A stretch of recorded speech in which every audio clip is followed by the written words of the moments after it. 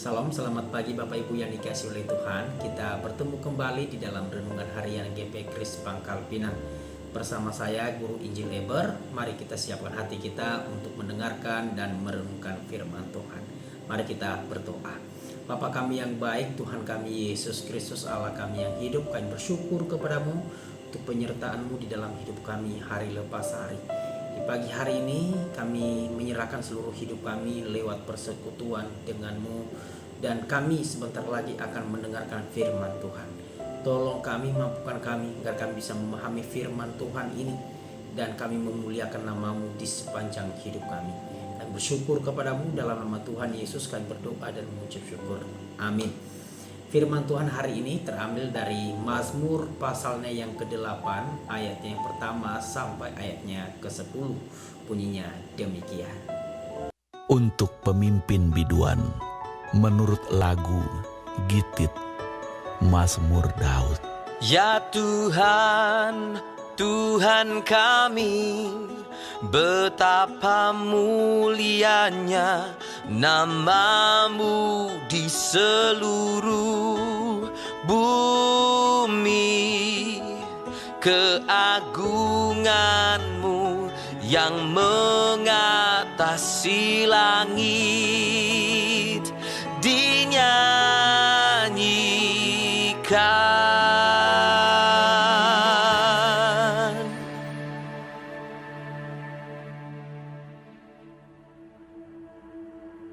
Dari mulut bayi-bayi dan anak-anak yang menyusu, telah Kau letakkan dasar kekuatan karena lawanmu, untuk membungkamkan musuh dan pendendam. Jika aku melihat langit-Mu, buatan jari-Mu, bulan dan bintang-bintang yang Kau tempatkan, apakah manusia sehingga Engkau mengingatnya? Apakah anak manusia sehingga Engkau mengindahkannya? Namun Engkau telah membuatnya hampir sama seperti Allah, dan telah memahkotainya dengan kemuliaan dan hormat. Engkau membuat dia berkuasa atas buatan tangan-Mu. Segala-galanya telah Kau letakkan di bawah kakinya.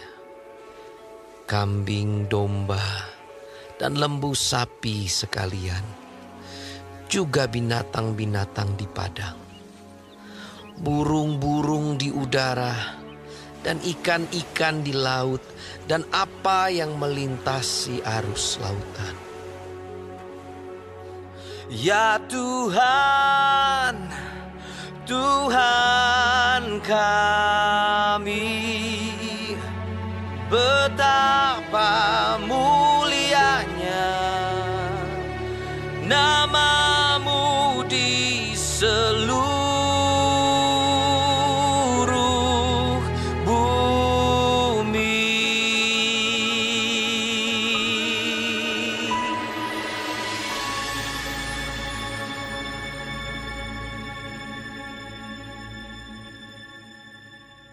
Saudara yang dikasihi oleh Tuhan, sebuah pujian yang indah ketika kita menyanyikan sebuah lagu untuk kemuliaan dan keagungan nama Tuhan.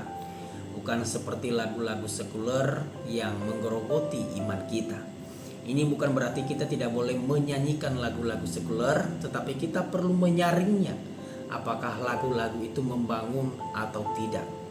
Mazmur ini adalah sebuah pujian yang menyoroti kemuliaan Allah yang mengatasi segala sesuatu.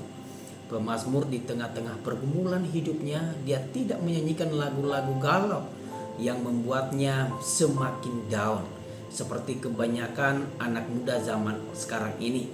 Justru dalam pergumulannya dia memuji kemuliaan Tuhan.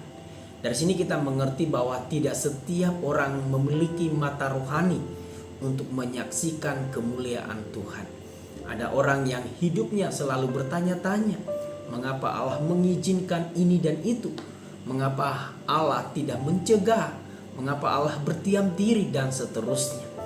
Orang-orang seperti ini senang mencurigai Allah, seolah mereka tahu yang lebih baik daripada Allah.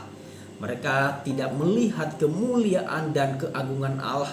Yang mereka lihat adalah kejahatan dan kebusukan semata-mata yang terjadi di depan mata mereka. Henry Tyson mengatakan bahwa Allah telah menciptakan manusia untuk dirinya sendiri, dan manusia menemukan kepuasan tertinggi dalam persekutuan dengan Tuhannya. Kenikmatan inilah yang disaksikan oleh pemazmur kepada kita, bagaimana ia menikmati Allah dalam segala keadaannya. Pada awal mazmur ini, pemazmur menyapa Tuhan sebagai alamat pujiannya dengan nama pribadi Tuhan, yaitu Yahweh atau YHWH, yang merupakan nama pribadi Tuhan yang begitu sakral untuk diucapkan pada saat itu, sehingga hanya gelarnya saja yang sering digunakan. Akan tetapi pemazmur menggunakan nama pribadi Tuhan itu dan diikuti dengan gelarnya sebagai simbol bahwa pemazmur begitu akrab dan mengakui dengan sungguh segala pekerjaan Allah di dalam hidupnya. Saudara, biasanya pemazmur seringkali di dalam kitab Mazmur itu menggunakan kata Tuhanku atau Allahku, tetapi kali ini yang mengucapkan ya Tuhan kami, yang artinya pemazmur seolah-olah berada dalam kumpulan orang-orang percaya dan memuliakan Tuhan. Dan kalimat ini juga mewakili kita untuk terus memuliakan dan mengagungkan pekerjaan Tuhan dalam hidup kita. Ketika pemazmur melihat keindahan ciptaan Tuhan yang begitu dahsyat, kemahabesaran Tuhan dalam ciptaannya, ia dibawa masuk ke dalam kesadaran keterbatasan manusia. Betapa kecilnya manusia dibandingkan dengan ciptaan yang lain. Secara ukuran, manusia memang seperti sebutir debu yang menghiasi kerumitan alam semesta ini.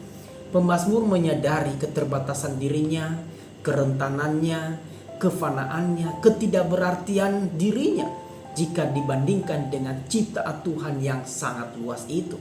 Di ayat 5 ia berkata, apakah manusia sehingga engkau mengingatnya? Akan manusia sehingga engkau mengindahkannya? Allah menyatakan kemuliaannya dengan ciptaan yang dahsyat itu, supaya manusia mengenal Dia sebagai Sang Pencipta dan segala sumber berkat dalam hidup kita. Tetapi di balik keterbatasan kita, kita mendapati bahwa sesungguhnya kita diciptakan secara khusus dengan keunikan yang tiada taranya. Karena Allah telah membuat kita, menciptakan kita hampir sama seperti dirinya. Dalam hal ini kita bukan hanya mengenal keterbatasan diri kita, melainkan juga mengetahui keunikan dan kehormatan yang kita miliki yang diberikan oleh Tuhan. Bahkan kita diberikan kuasa atas segala ciptaannya yang dahsyat itu. Kuasa yang diberikan kepada kita hanya bisa dijalankan dengan benar ketika kita menundukkan diri di bawah pemerintahan Allah yang berdaulat. Saudara, kejatuhan manusia dalam dosa sudah diselesaikan oleh Yesus Kristus di kayu salib, yang memulihkan ketaatan manusia di bawah pemerintahan kehendak Allah yang di surga. Yesus Kristus tidak hanya menjadi teladan, sosok seorang manusia yang menundukkan diri di bawah kekuasaan Allah, melainkan Dia sendiri adalah satu-satunya jalan menuju kepada ketaatan yang sejati. Oleh karena itu, beberapa hal penting yang kita pelajari hari ini adalah yang pertama, pujian yang kita naikkan dengan memuliakan dan mengagungkan nama Tuhan dalam segala keadaan kita akan melegakan jiwa kita dan sekaligus menghormati nama Tuhan sebagai Sang Pencipta dan sumber berkat dalam hidup kita. Kedua, di balik keterbatasan dan kerapuhan kita, Allah menciptakan kita dengan unik dan khusus, bahkan hampir mirip seperti Dia. Hal ini membuktikan bahwa saya dan saudara adalah makhluk yang sangat berharga dan tidak mungkin ditinggalkan oleh Sang Pencipta. Dan yang ketiga, kuasa yang diberikan oleh Tuhan kepada kita atas ciptaan yang lainnya dilakukan dengan ketundukan kepada kehendak Allah. Kiranya firman Tuhan ini memberkati dan menolong saudara dan saya di dalam menjalani hidup dan menikmati Allah dimanapun kita berada. Amin. Tuhan Yesus memberkati.